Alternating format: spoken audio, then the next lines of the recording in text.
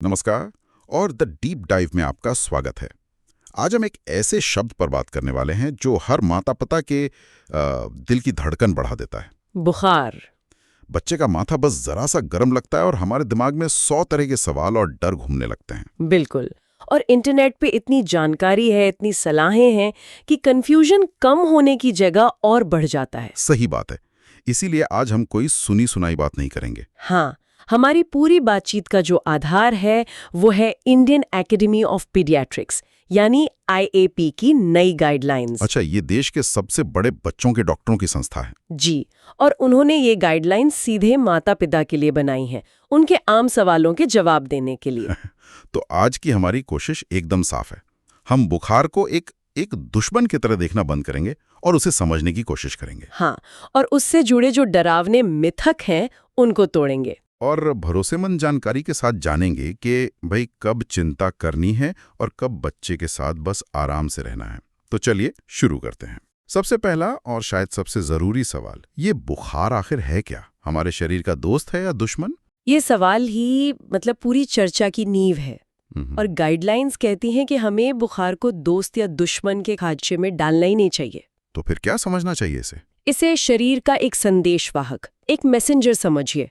ये शरीर का अपना एक इंटेलिजेंट डिफेंस मैकेनिज्म है। डिफेंस मैकेनिज्म कैसे? देखिए, जब शरीर में कोई बाहरी हमलावर जैसे कोई वायरस या बैक्टीरिया घुसता है तो दिमाग खुद शरीर का तापमान बढ़ा देता है। अच्छा। ताकि उस हमलावर के लिए माहौल मुश्किल हो जाए और हमारी अपनी सेना हमारा इम्यून सिस्टम उससे बेहतर तरीके से लड़ सके। अरे वाह, ये तो बहुत दिलचस्प बात है। मतलब बुखार अपने आप में कोई बीमारी नहीं है। नहीं, वो तो शरीर का बीमारी से लड़ने का एक हथियार है, एक अलार्म है जो बता रहा है कि अंदर कुछ ठीक नहीं है, मैंने काम शुरू कर दिया है। बिल्कुल सही पकड़ा आपने। ये हमें बताता है कि शरीर में कुछ चल रहा है जिसके कारण पर ध्यान देने की जरूरत है। हाँ, ये सच है कि इससे बच्चे को बेचैनी होती है, शरीर में दर्द होता है और ऊर्जा की खपत भी बढ़ जाती है। लेकिन इसका मकसद शरीर की मदद करना है। और अगर इसे चिकित्सकीय भाषा में परिभाषित करना हो, मतलब कब कहेंगे कि हाँ अब ये बुखार है? हाँ, तो जब शरीर का अंदरूनी तापमान, जिसे रेक्टल टेम्परेचर कहते हैं, 38 डिग्री सेल्सियस या 100.4 फ़ारेनहाइट से ऊपर जाता है, तब उसे बुखार माना जाता है। ठीक है, तो ये शरीर का एक मददगार सिग्नल है, लेकिन इस सिग्नल को सही ढंग से पकड़ना भी तो जरूरी होगा। बहुत जरूरी। मैंने देखा है ज्यादातर लोग तो बस हाथ लगाकर अंदाजा लगा लेते हैं। क्या ये तरीका भरोसेमंद है? ये एक बहुत ही आम गलती है और मैं कहूंगी बिल्कुल भी भरोसेमंद नहीं है। क्यों? हो सकता है बच्चा खेल कर आया हो या कमरा गर्म हो, है ना? IAP की गाइडलाइंस साफ तौर पर कहती हैं कि तापमान मापने के लिए हमेशा एक अच्छे डिजिटल थर्मोमीटर का ही इस्तेमाल करना चाहिए। और वो जो पुराने पारे वाले थर्मोमीटर होते थे? नहीं, बिल्कुल नहीं। एक बहुत जरूरी बात, वो आप घर में बिल्कुल ना रखें। पारा एक जहरीला पदार्थ है और अगर वो थर्मोमीटर टूट गया तो बहुत खतरनाक हो सकता है। ठीक है, तो डिजिटल थर्मोमीटर ही सही विकल्प है। पर उसे इस्तेमाल कहाँ करना है? बगल में, मुंह में या कहीं और? इसमें भी बहुत कंफ्यूजन रहता है। हाँ, और इसका जवाब बच्चे की उम्र पर निर्भर करता है। देखिए, सबसे सटीक रीडिंग वो कहाँ से आती है? वो आती है रेक्टल यानी गुदा से, खासकर छोटे शिशुओं में। लेकिन उसे घर पर करने की सलाह नहीं दी जाती होगी? बिल्कुल नहीं, उसके लिए ट्रेनिंग की जरूरत होती है। इसलिए घर के लिए सबसे आम और भरोसेमंद तरीका है एक्सिलरी यानी बगल में थर्मोमीटर लगाना। बगल में, ठीक है। ये याद रखना है कि बगल का तापमान शरीर के अंदरूनी तापमान से करीब आधा से 1 डिग्री कम होता है। और क्या उम्र के हिसाब से कोई खास सलाह है? जैसे एक नवजात शिशु और एक 5 साल के बच्चे के लिए क्या एक ही तरीका सही है? नहीं, इसमें थोड़ा फर्क है।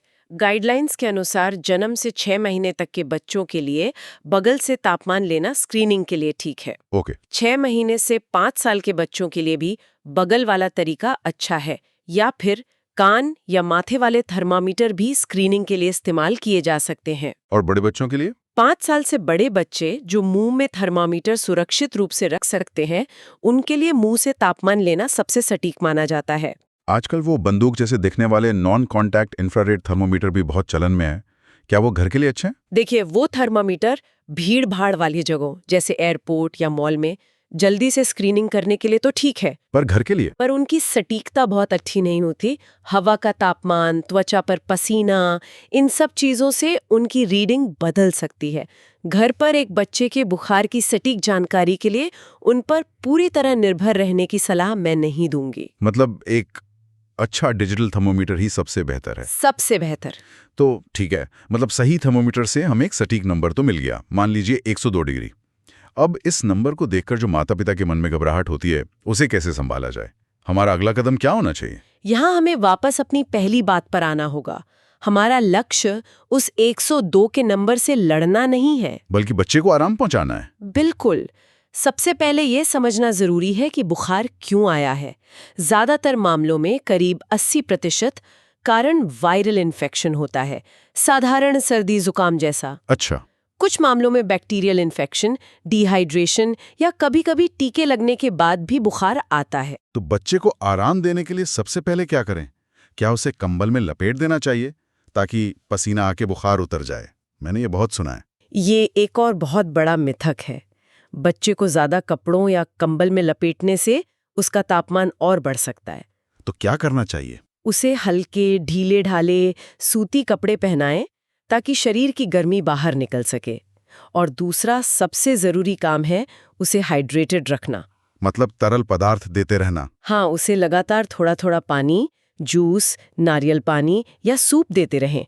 बुखार में शरीर से पानी बहुत तेजी से खत्म होता है। और वो जो गीले कपड़े की पट्टियां रखते हैं या स्पंजिंग करते हैं, उसका क्या? स्पंजिंग मदद कर सकती है, पर अगर सही तरीके से की जाए तो। कभी भी बर्फीले ठंडे पानी का इस्तेमाल न करें। उससे तो बच्चा कांपने लगेगा। हाँ, और उससे शरीर का तापमान अंदर से और बढ़ सकता है। हमेशा गुनगुने पानी का इस्तेमाल करें और ये भी ध्यान रखें कि स्पंजिंग दवा का विकल्प नहीं है। अच्छा। दवा देने के करीब आधे घंटे बाद स्पंजिंग करने से बच्चे को थोड़ी राहत मिल सकती है। इसी से जुड़ा एक सवाल है जो हर कामकाजी माता पिता के मन में आता है। क्या हल्के बुखार में बच्चे को स्कूल भेज सकते हैं? बेहतर है कि ना भेजें। इसके 2 कारण हैं। पहला, बच्चा खुद असहज और कमजोर महसूस कर रहा होगा, उसका ध्यान पढ़ाई में नहीं लगेगा।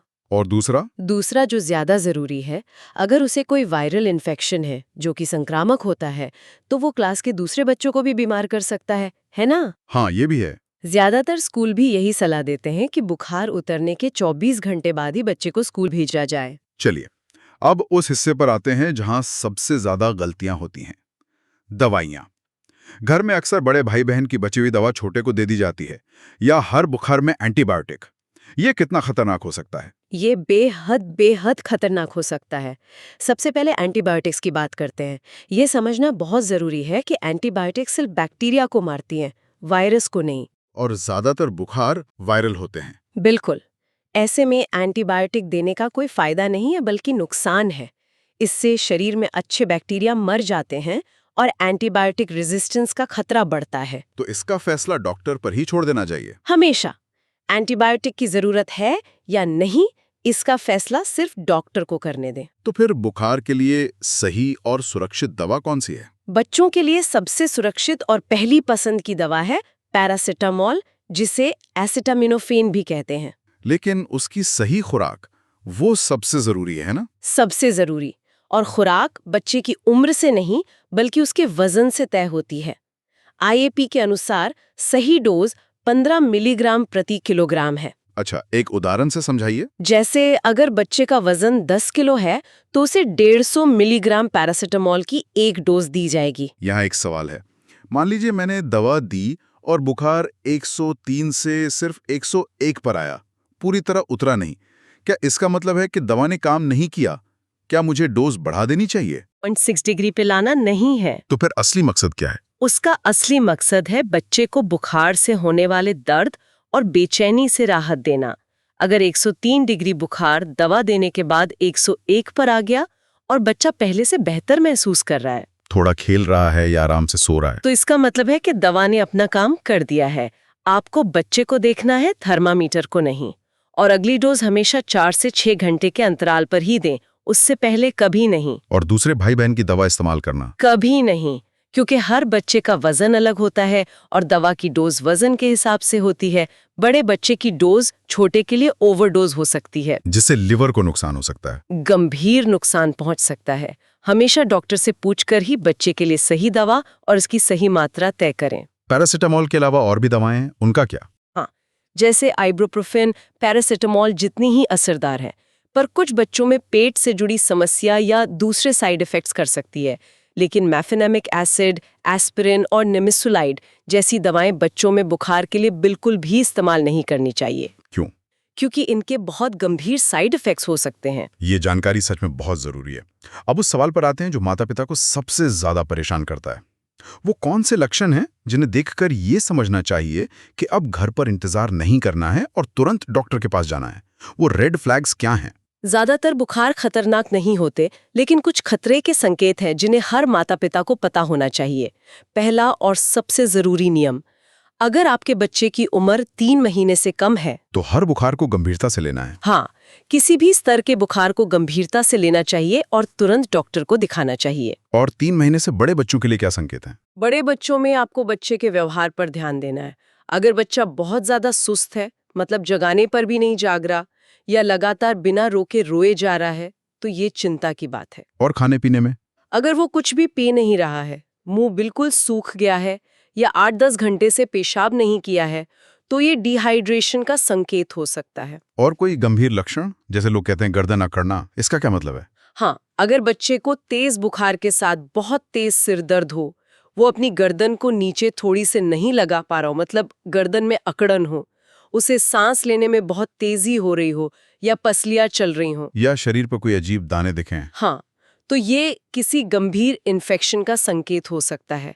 इसके अलावा अगर तापमान लगातार 104 डिग्री फ़ारेनहाइट से ऊपर बना हुआ है या बुखार 5 दिनों से ज्यादा चल रहा है, तो भी डॉक्टर से संपर्क करना जरूरी है। इसके उलट वो कौन से अच्छे संकेत हैं जिनसे माता पिता थोड़ी राहत की सांस ले सकते हैं? अगर बुखार उतरने पर बच्चा एक्टिव हो जाता है, खेलने लगता है, मुस्कुराता है और ठीक से खा पी रहा है, तो ये एक बहुत अच्छा संकेत है। मतलब स्थिति नियंत्रण में है। हाँ, इसका मतलब है कि शरीर बीमारी से अच्छी तरह लड़ रहा है। चलिए अब आखिरी और सबसे बड़े डर की बात करते हैं। हर किसी ने सुना है कि बहुत तेज बुखार से बच्चे को दौरे पड़ सकते हैं या उसके दिमाग को नुकसान हो सकता है। इस बात में कितनी सच्चाई है? ये शायद बुखार से जुड़ा सबसे बड़ा डर और मिथक है। इसे समझना बहुत जरूरी है।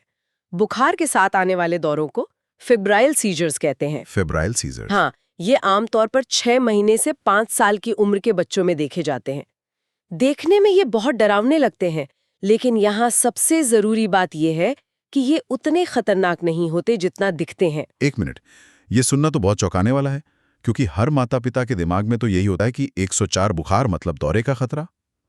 तो अगर बुखार की ऊंचाई कारण नहीं है, तो फिर ये दौरे क्यों पड़ते हैं? ये बहुत अच्छा सवाल है। रिसर्च में ऐसा कोई सीधा संबंध नहीं मिला है कि 103 डिग्री पर दौरा नहीं पड़ेगा और 104 पे पड़ जाएगा। ये दौरे तापमान के तेजी से बढ़ने या घटने की वजह से दिमाग में होने वाली एक तरह की शॉर्ट सर्किटिंग के कारण होते हैं। अच्छा, मतलब तापमान का बदलना कारण है, ना कि तापमान का स्तर? बिल्कुल।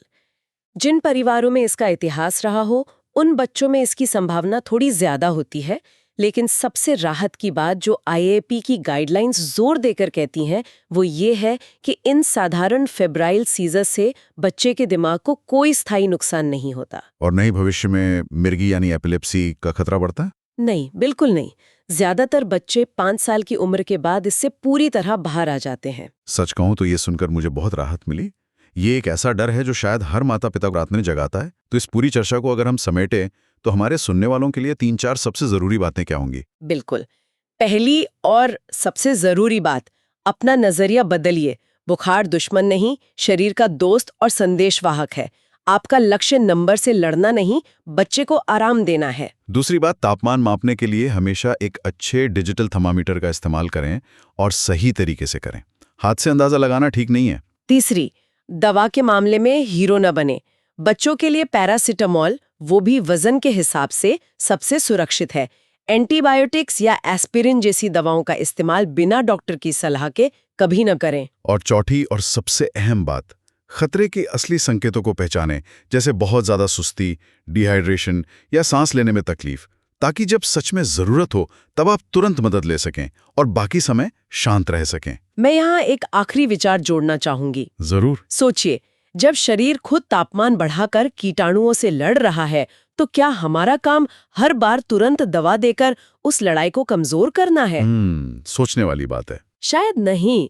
हमारा लक्ष्य बुखार को खत्म करना नहीं, बल्कि इस पूरी प्रक्रिया में अपने बच्चे का साथ देना होना चाहिए।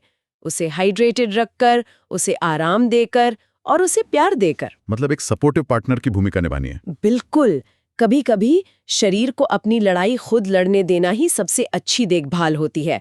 हमें बच्चे के शरीर के ज्ञान पर भी थोड़ा भरोसा करना सीखना होगा।